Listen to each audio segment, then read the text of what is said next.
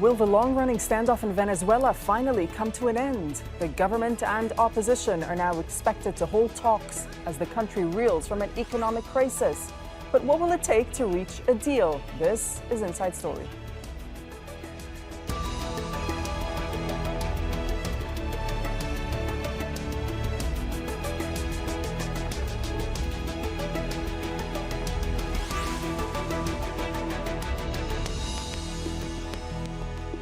Hello and welcome to the program. I'm Dareen Ghaida. Venezuela's political nightmare could soon be over.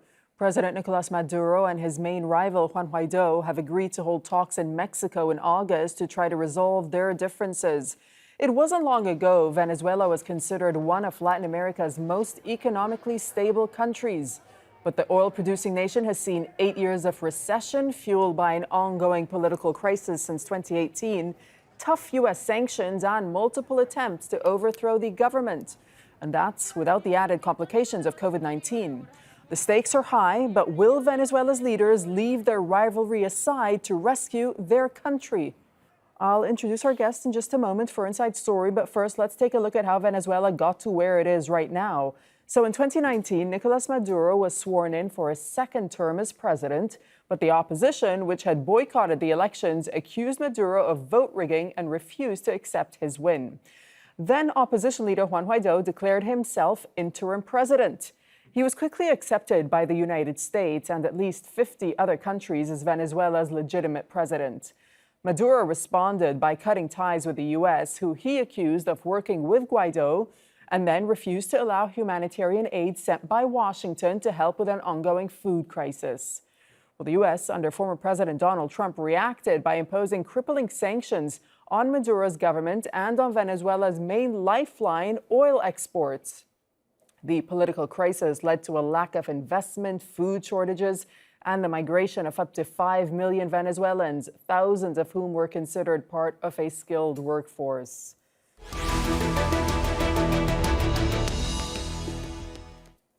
Let's now bring in our guests for Inside Story. Joining us via Skype from the Venezuelan capital, Caracas, is Phil Gunson, who's a senior analyst at the International Crisis Group. From New York, Vanessa Neumann is the founder and CEO of Asymmetrica. That's a political risk research and strategic communications firm. And from Merida in Venezuela, Paul Dobson, who's an analyst at VenezuelaAnalysis.com. Thanks for joining us on Inside Story. Phil, over to you first. Previous attempts at negotiations between the government and the opposition have failed, as you know, most recently in 2019. Will these negotiations in Mexico this month differ from the previous times? Well, I think it's fair to say that, as you mentioned, the previous talks have failed, and in particular that when the opposition gave up on the talks, very similar talks that were taking place in 2019, in September of that year, they declared that this process facilitated by the Norwegians was exhausted. There was no further point. And in fact, they then turned to an attempted violent overthrow of the government. So it's not clear why they think, if indeed they do think, that this time around it's likely to succeed. In fact, the opposition side is much weaker than it was in 2019. The two sides seem in some ways almost as far apart as they were then. There have been some minor adjustments to the position, but they're still very, very far apart. And so I think we have to be skeptical going into this fresh round. Okay, important points raised. We'll get into them in a moment. Vanessa, over to you in New York. Just weigh in on whether you think the talks this time around have any chance of succeeding. Hi. Yes. Well, I think I agree that it's very challenging. I think that the opposition, which, as you know, I was sort of, officially a part of as the ambassador to the UK for Guaido, is quite weak. They are trying to unite. They are trying to present a united front, but you still have the factions.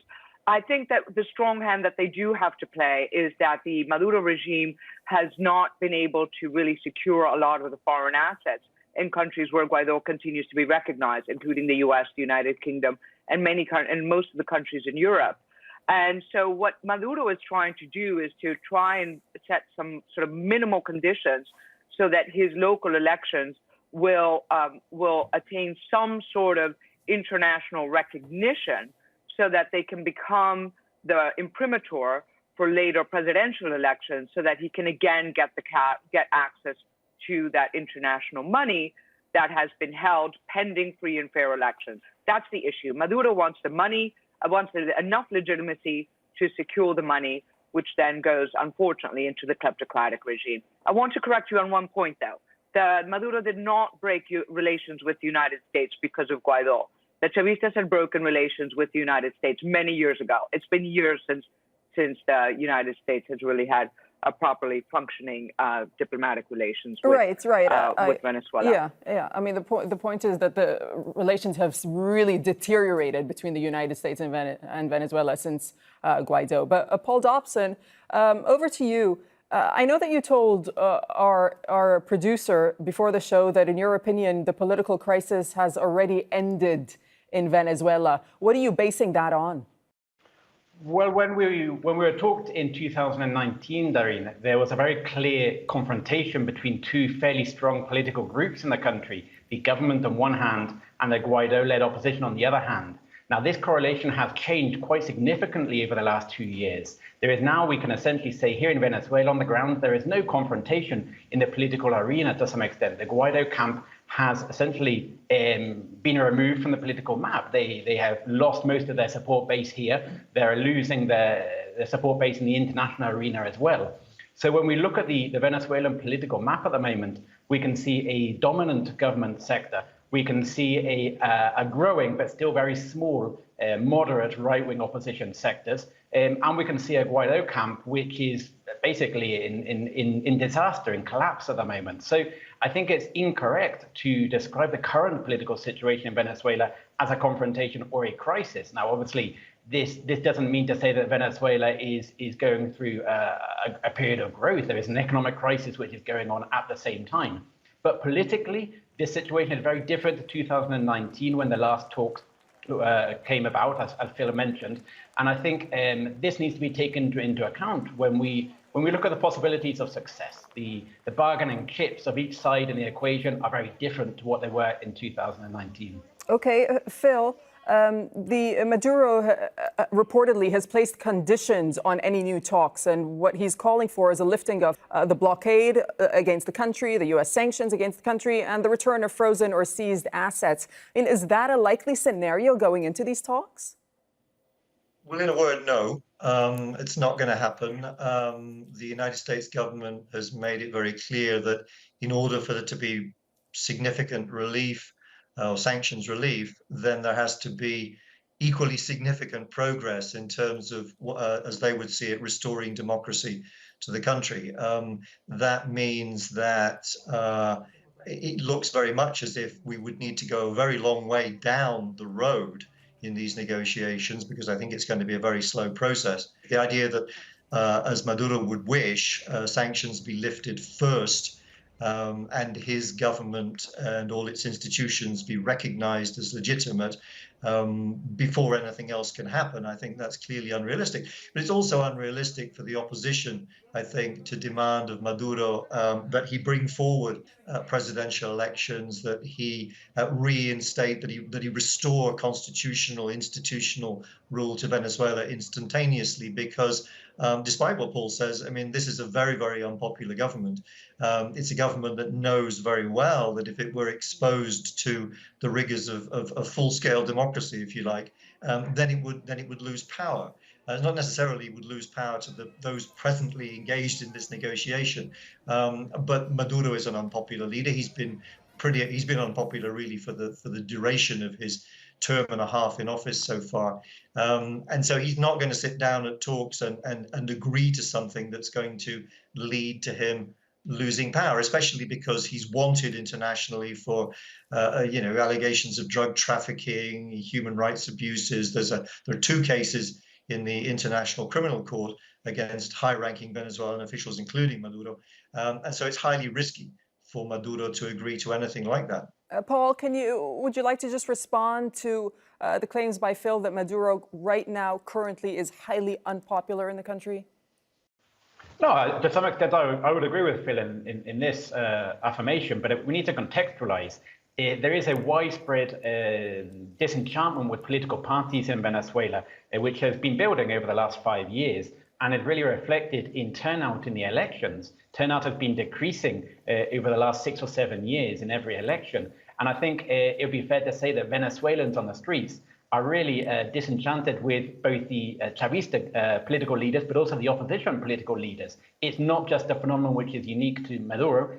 All of the political leaders at the moment are massively unpopular. And there is really a growing power void, we could say, in terms of political leadership in the country. Okay, Vanessa, Guaido, or one of Guaido's conditions going into the talks are reportedly for free and fair electoral guarantees led by EU observers. But if you just look at the opposition as a whole for a moment, besides agreeing on attending the talks, the upcoming talks, how united are they in their demands?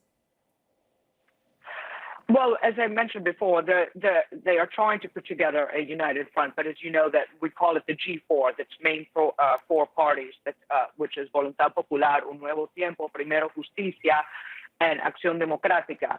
And it's Gerardo. The negotiations are led by Gerardo Blade, who led the 2019 negotiations and was involved with 2 of those 4 political parties and a member from each of those parties. I agree with the assessment from Paul that actually there is a growing disenchantment with the various political parties. So from the Venezuelan citizen perspective, it's nos representan, do they represent us? This is a challenge for the opposition. And then you also have the internal dynamics of the different political parties who pursue slightly different agendas. Voluntad Popular, which is Juan Guaido's party, and Leopoldo López's party, are more the hardliners saying, we want an absolute comprehensive agreement before anything happens, before we agree to anything, whereas the other 3 parties, Acción Democrática, Un Nuevo Tiempo, and Primero Justicia, want a slightly more stepped approach, which is also what Norway is advocating. So that presents a challenge. I do agree that that the opposition has lost a lot of support, mainly because it has taken so long to get Maduro out of power, and because of this sort of infighting. However, only one side in this equation is accused of crimes against humanity, and only one side in this equation has indictments for narco-terrorism for an investigation going back to at least 2008. So you can't really compare the 2 sides. There is no moral equivalency. You do have social disenchantment with the political parties, but the moral equivalency between the 2 sides is simply not there. And those are things that can play into the factors in this negotiation in Mexico. What is happening next week is really just setting an MOU for further discussions and establishing that framework for those further discussions that will continue on from September onwards. But Phil, to what extent is the opposition coming to the negotiating table really weakened, and perhaps as a mean to ensure its own survival, given what Paul has been saying, as well as Vanessa? But I think you're right, but in a slightly different way, perhaps than you were suggesting. There is, of course, still this phenomenon, this mirage, if you like. I'm not quite sure how to describe it, of the interim government, which is recognized now by many fewer governments than it was at the beginning of 2019. But it's still recognized by Washington. It's still recognized by the UK, for example. Guaido is still recognized by them as the legitimate president. That's not going to continue indefinitely. And the US has told the Guaido side that it's really unrealistic to imagine that their recognition of Guaido and the interim government is going to go on beyond the beginning of next year. So I think there's a kind of a perverse incentive here on the part of the Guaido-Lopez faction in particular. That's one of the factors that's interfering, or that will interfere, in these talks with any kind of genuine negotiated outcome. I think that Guaido and Lopez decided to sit down again with the government primarily in order to head off the alternative faction, if you like, within the mainstream opposition, which is that led by Enrique Capriles, who does believe in a more gradualist approach, the approach that Vanessa was referring to, who believes, for example, in taking part in the regional elections that are coming in November, which have been described by Guaido as a sham. Vanessa, Phil was just talking about the acceptance of other countries of Guaido at the time, which brings me to this question. Why are the talks being held in Mexico, which was not exactly a neutral country when it came to Venezuela's opposition and Guaido, because the Mexican president was, one, in the region that did not recognize Guaido back in 2019. Correct, exactly. So Mexico is a country where the Guaido has a representative there, but that has not been recognized by AMLO, Andrés Manuel López Obrador, the president of Mexico, and he is very much in favor of Maduro. However, so it is not really neutral ground. I think, but this also parallels, for instance, the negotiations for the FARC that Chavez helped broker took place in Cuba. So there is a tendency to sort of go to these rather leftist places. I mean, it's much better. Mexico is certainly a better bet for the opposition, at least, than say Cuba.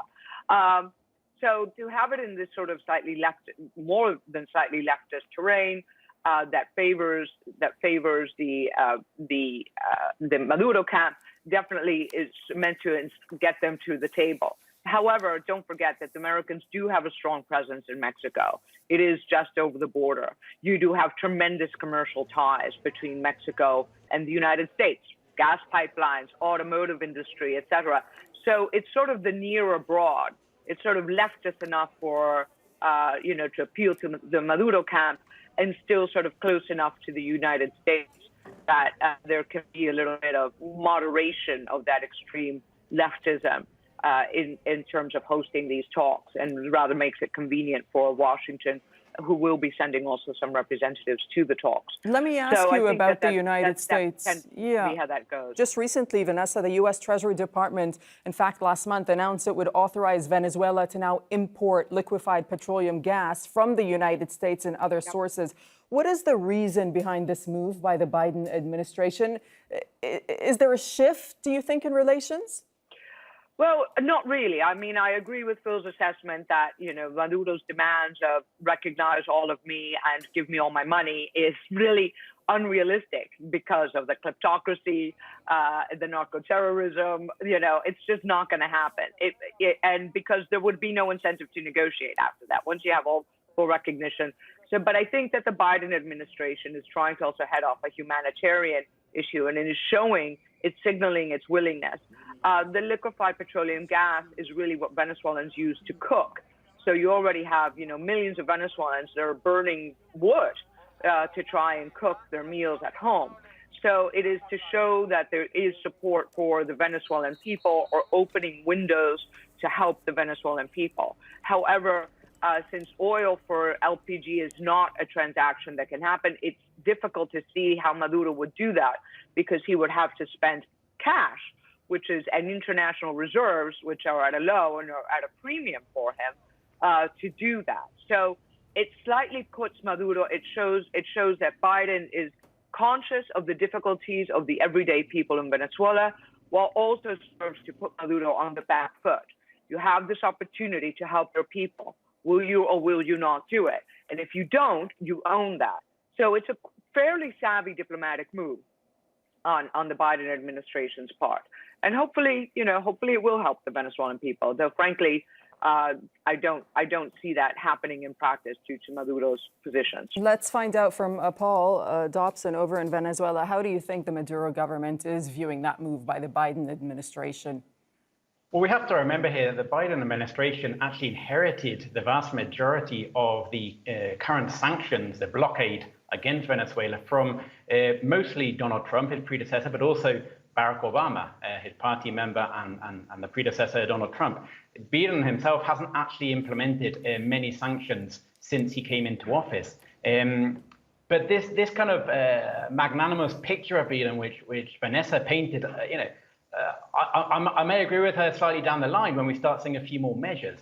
But at the moment, we've seen Biden fail to take action on a devastating and, according to the United Nations, illegal embargo on diesel imports, which is really affecting the Venezuelans' capacity to move food from the countryside to the cities and to feed its population, amongst other things.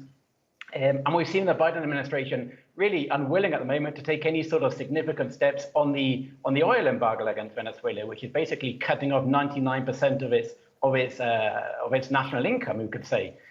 So the move on the LPG gas was a positive, and I think it has to be classed as that. I personally see it as a preamble, we could say, to these talks in Mexico, a slight softening of the position from Washington to try to show that there is room to negotiate there, to convince Caracas that there is potential to lift some of the other measures should steps be taken. And I think this is really where we come to the crux of the matter, Dareen.